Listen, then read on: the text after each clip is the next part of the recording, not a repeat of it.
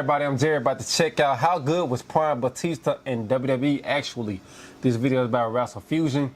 Batista is, I don't know if y'all know this or not, Batista was my absolute favorite wrestler during the Ruthless Aggression era. From the time he broke away from Evolution in 2005 and went to SmackDown, I absolutely became a huge fan of his. From the time he started on SmackDown to the time he left WWE in 2010. He came back briefly in 2014. That was like my senior year in high school. He was on the dirt for, he only came back for a couple months. But you had to be around during that time. Every Friday night to see this man walk out with that World Heavyweight Championship, sometimes in a suit, sometimes he getting ready for action, it was always something memorable was going to happen. He came out with the pyro, with the championship. It's just like, man, that was what a time to be alive. SmackDown during that time, like 2005 to 2000, I want to say 9 or 10, was absolutely incredible, man. So we about to hop into this video and see how good Prime Batista was. Let's go.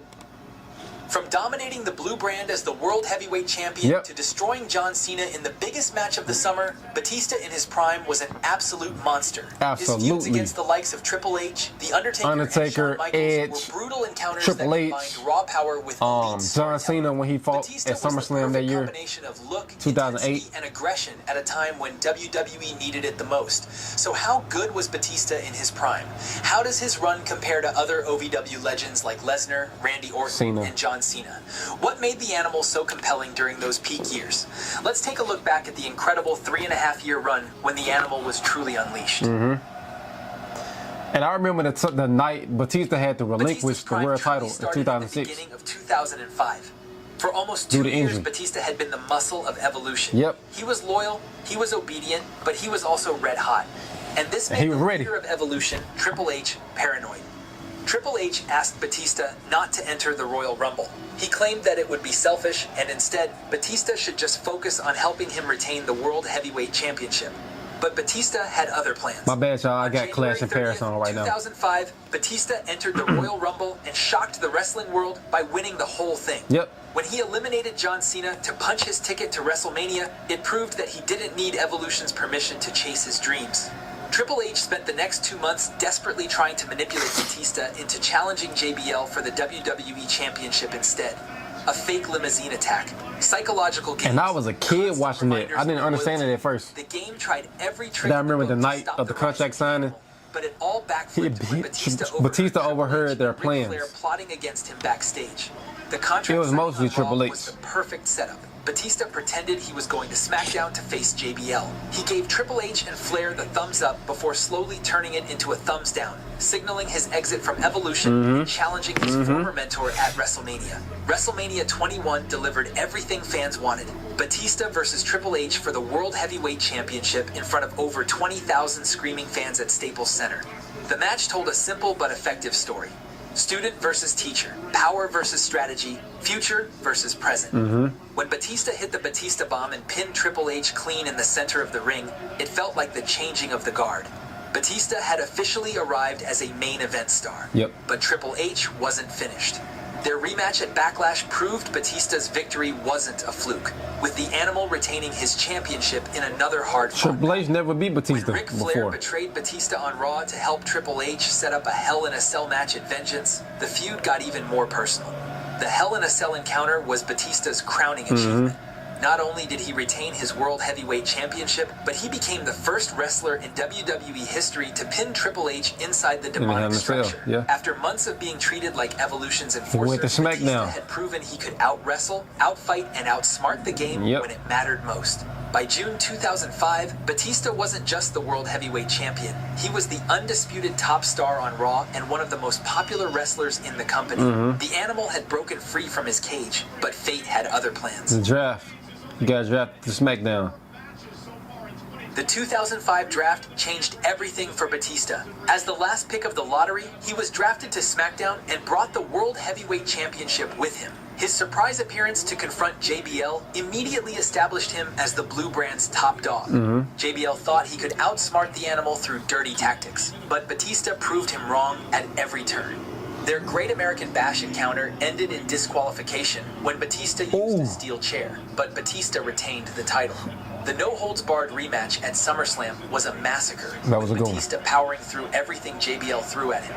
But it was the Texas Bull Rope match on SmackDown that truly showcased Batista's dominance. His feud with Eddie Guerrero at No Mercy showed a different side of his character. Then tragedy struck the wrestling world. Eddie passed away. Eddie Guerrero's unexpected death on November 13th devastated everyone, including Batista. During the tribute shows, you could see genuine emotion from the Animal as he paid respects to a man he saw as I remember this vividly. With Rey Mysterio to win the WWE Tag Team Championship was the perfect tribute to Eddie's memory. Seeing the powerhouse champion. Then 2 weeks later, he got hurt, storyline-wise, in the steel cage tag team match, because of Mark Henry. But Mark Henry actually legitimately hurt Batista in the house show over that weekend. At a house show on January 6th, 2006, Batista tore his right triceps during another encounter with Henry, forcing him to vacate the World Heavyweight Championship after 282 days. The injury came just 2 days after surpassing Triple H's previous record for longest reign. Batista had proven himself as a champion, but his body had paid the ultimate price for his dominant style. Batista made an appearance during WrestleMania 22 and claimed that before WrestleMania 23, the world title would be back with the Animal, and hence, the Animal went on a hunt. The hunt for redemption. Batista's return on July 7th, 2006 wasn't just a comeback. It was a quest for vengeance. His first target was none other than Mark Henry. The man had torn his triceps and cost him 7 months of his prime. But Henry got injured before their Great American Bash encounter, robbing Batista of his revenge. Mr. Kennedy stepped up to answer Batista's open challenge, and what followed was a public execution. The laceration on Kennedy's forehead was so severe it required over 20 stitches. Damn. The message was clear. The Animal was back and more vicious than ever. King Booker became Batista's obsession throughout the summer and fall of 2006. He was trying to get that World Championship back. SummerSlam and No Mercy both ended in disqualification. And it's crazy. Those two had legitimate beef behind the scenes. They got into a real fist fight. During a commercial shoot added legit heat to their feud, with Booker allegedly accusing Batista of thinking he was better than the rest of the roster. That's crazy. The four-way at No Mercy with Finlay and Bobby Lashley proved that Batista could hang with multiple. That was a good match too. But it wasn't until Survivor Series that he finally reclaimed his throne. Defeating King Booker to regain the World Heavyweight Championship felt like destiny. The Animal was back at the top where he belonged. His partnership with John Cena at Armageddon to defeat Booker and Finlay was symbolic. Here were WWE's two biggest stars standing tall together. Little did anyone know that this alliance would eventually become one of the most anticipated rivalries in wrestling history. Mr. Kennedy's challenge at Royal Rumble 2007 was Batista's first successful title defense of his second reign. Okay. But bigger challenges were around Undertaker. the corner. The Undertaker had won the Royal Rumble match, and suddenly, Batista found himself in the crosshairs of the Dead Man's legendary WrestleMania streak. The stage was set for the Animal's greatest test yet. The Undertaker's Royal Rumble victory meant Batista had to defend his World Heavyweight Championship against the most dominant force in WrestleMania history. WrestleMania 23 at Ford Field delivered an epic battle between two powerhouses. Batista brought his explosive offense, but The Undertaker's experience and supernatural Their WrestleMania match was good. They had a whole good feud hit the Tombstone Piledriver and during the extended his spring streak and to summer 15-0. of Batista's 2007. second World Heavyweight Championship reign was over, but Really, the the Animal spring. wasn't going to stay down. Their last man standing Undertaker took some rematch time at off. Backlash was even more brutal. Both men absorbed punishment that would have hospitalized normal wrestlers, with neither able to answer the 10 count. The draw meant The Undertaker retained Then the last match they had but was a it steel made cage Batista match on hungry. SmackDown. The steel cage encounter on Yep. SmackDown was their rubber Both men match, hit and the once ground again, at the neither same man could time. gain a decisive advantage. When both And I remember watching that touched match. the floor simultaneously, it seemed like their Edge feud might cashed in continue right after that. forever. But then Edge had other plans. The Rated R Superstars Money in the Bank cash-in showed exactly why he's called the ultimate opportunist. A battered Undertaker had nothing left after the grueling cage match, and 2 spears later, Edge was the new World Heavyweight Champion. Batista watched helplessly as his chance for revenge against the Dead Man slipped away.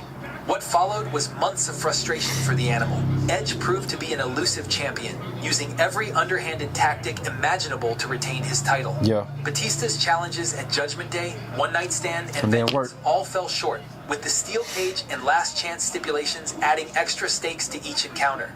The Vengeance loss was particularly devastating. The stipulation meant Batista could never challenge Edge for the World Heavyweight Championship again as long as Edge remained champion. Yep. The Animal had been outmaneuvered by the ultimate opportunist, but fate can be quite Undertaker coming fun. back. A few months later, Edge had to vacate the title due to an injury.